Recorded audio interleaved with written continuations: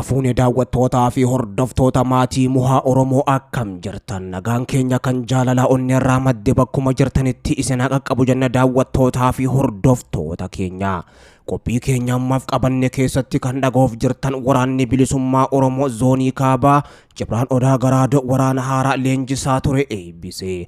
Waraanni bilisummaa Oromoo kaaba Oromiyaa Wallootti eebbifamuun fooxee Amaaraa fannoo muddamsiisuudhaa fi fooxeen Amaaraa Onak Shaniin dhufee jira jechuudhaan ammoo Wallootti fooxa ofirraa haraa jiraachuu isii ammoo guutuu qophii keenya ammaaf qabanne kana keessatti dhageessu. Kana malees ammoo Haji Dureen Aaboo Obbo Daawwit Ibsaa erga waggaa tokko oliif mana akkam baane ammoo taasifamanii booddee yeroo jalqabaatiif mana isaanii alatti ammoo mul'achuudhaa fi yeroo bilisiginnaan Aaboodhaa fi Kaafoo afaan qabde kanatti ammoo deeggartoonni Aaboo fi Kaafoo garoo boodhaa goruudhaan humna Oromiyaa jabeessaa jiraachuu fi Abiyyi ammoo Jawaarii fi Daawwit Ibsaa afaan qabus ijoolleen Oromiyaadha. Abiyyi Ahmad afaan inni beekun dubbisaa jiraachuu isaaniitii fi kanaaf ammoo kanneen biroo jajjabootaan qophii keenya ammaaf qabanne kana keessattis kan dhageessan ta'a.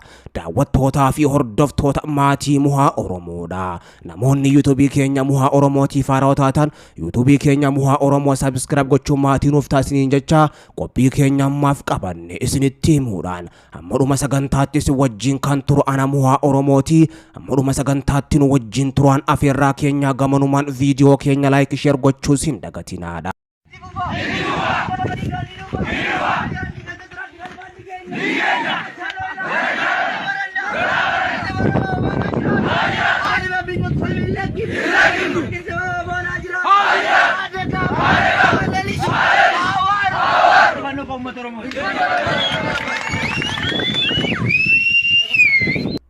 Waraanni bilisummaa Oromoo zoonii kaabaa Jibraan Odaa Garaadoo waraana haaraa eebbisiise. Waraanni bilisummaa Oromoo zoonii kaabaa Jibraan Odaa Garaadoo kaadhimamtoota simatee leenjisaa ture eebbisiisuudhaan dirqama itti aanuuf qopheessee akka jiru beeksisee jira. Waraanni bilisummaa Oromoo sirna bulchiinsa Impaayera Itoophiyaa cabsuun Oromiyaa walaboomte ijaaruudhaaf lolaa jira. Gurmuusaa ammoo filatee leenjisuudhaan kan eebbisiise dirqamaaf ammoo bobbaasaa kan jiru hoggaa ta'uu zoonii kaabaa Jibraan Odaa Garaadoodhaan marsaa lammaffaa leenjifamtoota leenjii siyaasaa fi waraana leenjisaa ture ammoo sirna ho'aatiin eebbise gaggeessee jira. Oromiyaa zooniilee hunda keessatti yeroo ammaan tana waraanni bilisummaa Oromoo haala baratamee hin beekneen jajjabee waraanaaf leenjisaa ture eebbisiisuudhaan dirree falmaattis bobbaasee jira. Ijoolleen haaraan kun ammoo dirree falmaa gubbatti waraana Abiyyi Ahmadis gudii gochuudhaan bakka hedduuttis injifannoo gonfattee jirti. Waraanni bilisummaa Oromoodha. Zoonii kaabaa ammoo marsaa lammaffaa eebbifame kun dhukkubbii warra fooxee Amaaraattis ta'ee jira. Yuunivarsiitiin Jaallee Marroo ammoo kutaa Oromiyaa maratti eebbisuu itti fufee kan jiru hoggaa ta'u kan ammoo adda kan godhu zoonii kaaba Wallootti adda finxaaleeyyii Amaaraa gubbatti eebbisuu isaati Jaallee Marrooni. Ajajoonni waboo akka jaanitti kana booddee finxaaleeyyiin Amaaraa akka barbaaddetti daangaa Oromiyaa seenuunis hin jiru jedhanii bakka Oromoon barbaadu maratti ijoolleen Oromoo argamuuf qophiidha kan jedhan ajajaan waliigalaa Kumaandar Marroon goleen Oromiyaa marti akka waboo urgooftu gochuudhaaf yeroo dheeraas irratti hojjechaa turre jedhan amma kuno waadaa sabaa galmaan gahuudhaaf ijoolleen Oromiyaa yeroon isin ammoo Oromiyaa qaqqabdus gahee jira jedhanii jiru. Oromiyaan kana booddee bakka awwaalcha diinaa taati jechuudhaan humni haaraan kaaba Oromiyaa Wallootti ammoo leenjii loltummaa fi siyaasaa fudhachaa tures dhaadatee jira. Waraanni bilisummaa Oromoo kutaa Oromiyaa mara keessa wal gahuudhaan humna mootummaa Abiyyi Ahmad wajjin kokkis wal qabaa jira. Kan adda godhu ammoo yeroo ammaan tana bakkoota kanaan dura waraanni bilisummaa Oromoo itti eegamaa hin turretti humni haaraa leenjuun bobbee humnoota mootummaa Abiyyi Ahmadis mogolee muraa jira. Keessattuu ammoo kan addaa dhiyeenya kana baha Oromiyaa akkasuma ammoo jiddu galeessa Oromiyaatti gudiin guddoon mootummaan Abiyyi Ahmad ofirraa quba hin qabnes itti bu'aa jirti. Humnoonni mootummaa Abiyyi Ahmad ribi dabalatee poolisii federaalaa humna addaa Oromiyaatii fi dhiitee kufaan hedduun ammoo waraana bilisummaa Oromootiin bakka irraa deebii hin qabnettis hedduun isaanii ergamanii jiru. Lolli jabaan jiddu galeessa Oromiyaa gama kaaniin kibbatti gaggeeffamaa kan jiru yommuu ta'u bahaa fi gama kaaniin kaabaanis ijoolleen Oromoo itti mudduudhaan waraana Abiy Ahmedis kokkee qabdii jirti. Ifaajee muummicha ministeera Itoophiyaa Abiy Ahmedii fi pirezidaantii naannoo Oromiyaa obbo Shimallis Abdiisaatis yeroo ammaan tana bilaashataa waan jirtu fakkaatti.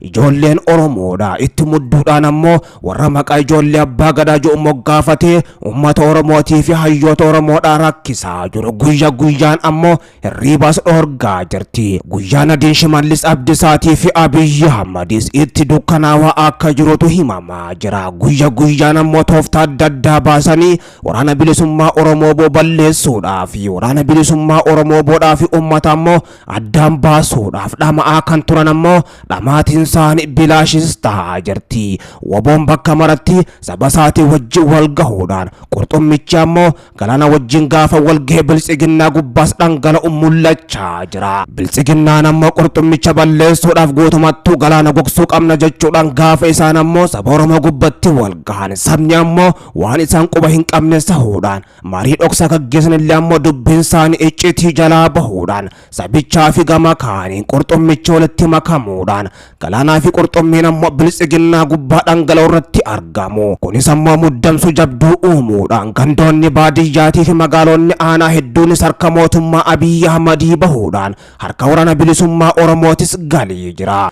Waraanni bilisummaa Oromoo waboon gandoota baadiyyaatii fi magaalota aanota hedduu qabate keessatti ammoo saba isaatii wajjin ta'uudhaan bakkoota qabe ammoo bilisoomsuudhaan dhiitee kufaa fi humna addaa Oromiyaa humna ribeetii fi poolisii federaalaa keessaa baasee saba isaa bilisoomse fuuldurattis adeema yoo jiru mul'achaa jira. Waboon jabaachuun jiddu galeessaa fi kibba lixa Oromiyaatti humnoota mootummaa Abiy Ahmed hedduu barbadeessuun hidhannoo gurguddoo fi konkolaataa hedduus irra gonfate jira.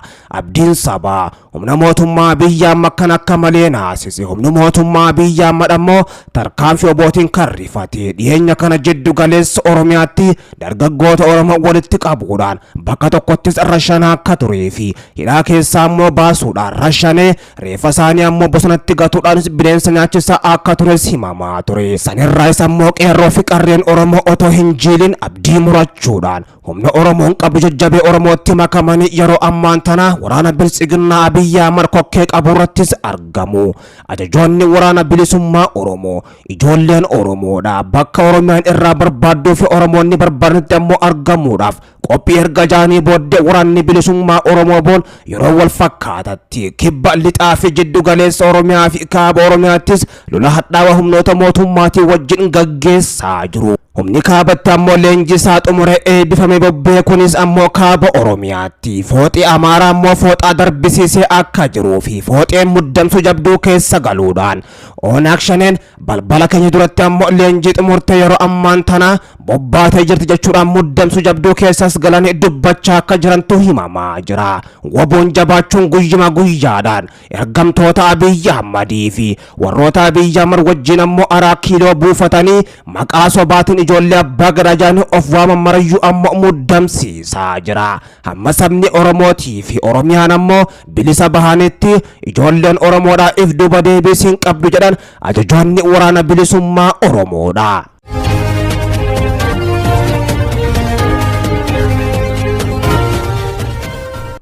Dureen Abaa obbo Daawud Ibsaa erga waggaa tokkooliif mana akka hin baane taasifamanii booda ammoo yeroo jalqabaatiif mana isaanii alatti mul'achuu maddeen himan. Obbo Daawud har'a ganamaa kaasee boordii filannootti walgahii gochuudhaaf gara sammuu imaluu isaanii maddeen irraa mirkaneeffannee jira jechuun BBC dabalatee miidiyaaleen hedduunis himaa jiru. Haa ta'u malee itti gaafatamaan qunnamtii uummataa dhaabichaa Lammii Gammachuu gama isaaniitiin ammatti dhimmicha mirkaneessus akka hin dandeenye himee jira.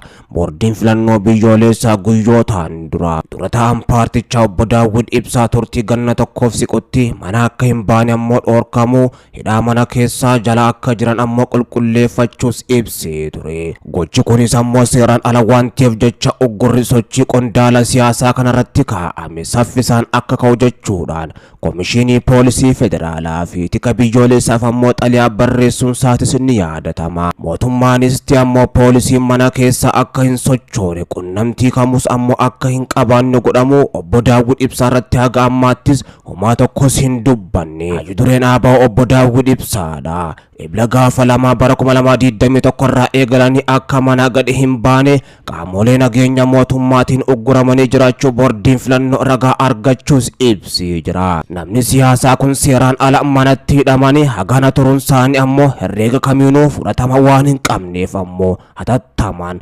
dhaabbachuu qaba jechuudhaan boordichinis dubbatee ture.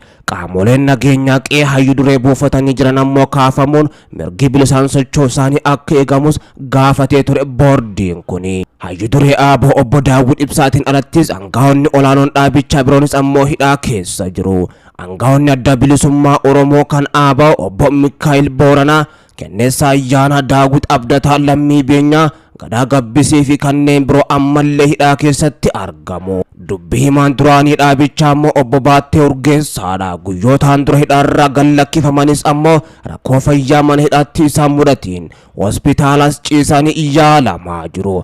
Obbo Baattee Urgeessaa keessumaa ammoo suuraan isaanii erga isaan ammoo hospitaala seenanii gidduu kana miidiyaa hawaasummaa gubbatti qoodamaa ture akkaan hubamuu isaaniitis mul'isaa jira. Abukaatonni namoota siyaasaa kanneen ammoo manni murtii hidhamtoota kanneen bilisaan akka ba'an ammoo murteessus, poolisiin ammoo isaan gadhiisu fedhiis hin qabu jechuudhaan ammaan duraas himanii jiru. Hidhamtoonni siyaasaa Oromootii fi qondaaltonni paartii ABO olaanoo ta'an ammoo yeroo garagaraatti hidhamanii mana murtiitti dhiyaatanis murtii haqaa dhabuudhaan mana hidhaatti deebifamuudhaan ammoo rakkifamaa kan jiran. Poolisiin ammoo isaan gallakkisuu diduudhaan qaama imaanaan nu bira kaatee jira jechuudhaan ammoo akka meeshaatti lubbuu namaa qabachuun itti taphachaa jiraachuutu mul'achaa jira. Oromoon biyya san keessatti waan isaaf hin malle ta'aa kan jiru yommuu ta'u, waan Oromoon tees ammoo yeroon dubbatan ammaa miti jechuudhaan hayyoonni Oromoo hedduunis dubbachaa jiru. Gochisuu kanneessaa paartiin Biltsiginnaa saba Oromoo kanaan bakka bu'uuf hin jiru ammoo warra Amaaraa wajjin ta'e hayyoota Oromoo gubbatti raawwachaa jiru. Hidhaa dhaabbataarraa hamma mana hidhaa dukkanaatii fi lafa jalaatti ammoo hayyoota Oromoo hedduu gubbatti raawwatamaa jiru. Yeroon ammoo ifa baasanii dubbatan dhufaa jira jechuudhaanis dubbachaa jiru. Paartiin Biltsiginnaa guutumattuu Jawaar Muhammadiin hangafee hedduu isaan hidhaa keessa buusee kan ture. Jawaaris ammoo erga mana hidhaa dhiphoo keessaa baasee mana hidhaa bal'aa keessa galchee akka hin dubbannes gochuudhaan afaan qabachiisee jira. Guutumattuu qondaaltonni paartiilee siyaasaa Oromoo jajjaboo ta'an KFO fi ABO irraa haga ammaattis hafuura tokkollee akka hin baafne Biltsiginnaan gochuun afaan qabachiistee jirti. Mana hidhaa dhiphoo irraa ammoo gara bal'aatti warri bees kan akka Jawaarii fi Baqqalaa Garbaa haga ammaattis ammoo otoo hin dubbatin waa'ee saba isaanii ji'ootas lakkoofsisanii jiru. Jaalle Daawud Ibsaatis ammoo guyyaa har'aan tana hidhaa dhaabbata jalaa kan bahan haga ammaattis hin dubbanne. Roorroon Biltsiginnaan hayyoota Oromoo gubbatti raawwachaa jirtu roorroo saba Oromoodhaan waan ta'eef jecha ammoo sabni bal'aan kun callisee gabrummaa Biltsiginnaa kanas boqutti baadhachuus hin qabu jechuudhaan hayyoonni Oromootis ergaa jajjabduu dabarsaa jiru. Oromoon kanaan booda gara hayyootaatii fi gama kaaniin namoota siyaasaatiin ergas dabarfachuu hin danda'u kan jaan ammoo karaan inni ittiin furmaata argatus karaa qabsoo hidhannoo mootummaan Abiyyi Ahmad beekuuni. Kanaaf ammoo Oromoo yeroo kanatti kan paartii ABO fi KFO deeggarus ta'e gara waraanasaa humna yeroo ammaan tana jabaatee mootummaa dura dhaabbachaa jiru boottis makamuu qaba jechuudhaan ergaan jajjabduunis darbaa jirti. Mootummaan Abiyyi Ahmad KFO fi ABO yoo afaan qabachiise ammoo afaan Abiyyi Ahmad beekuun dubbachaa kan jiru. Jaalle Marroo fi waraana isaatii wajjin ammoo dhaabbachuu yeroon isaa amma jechuudhaan hayyoonni Oromoodha. Uummata Oromoo maraafis ergaa jajjabduu dabarsaa jiru.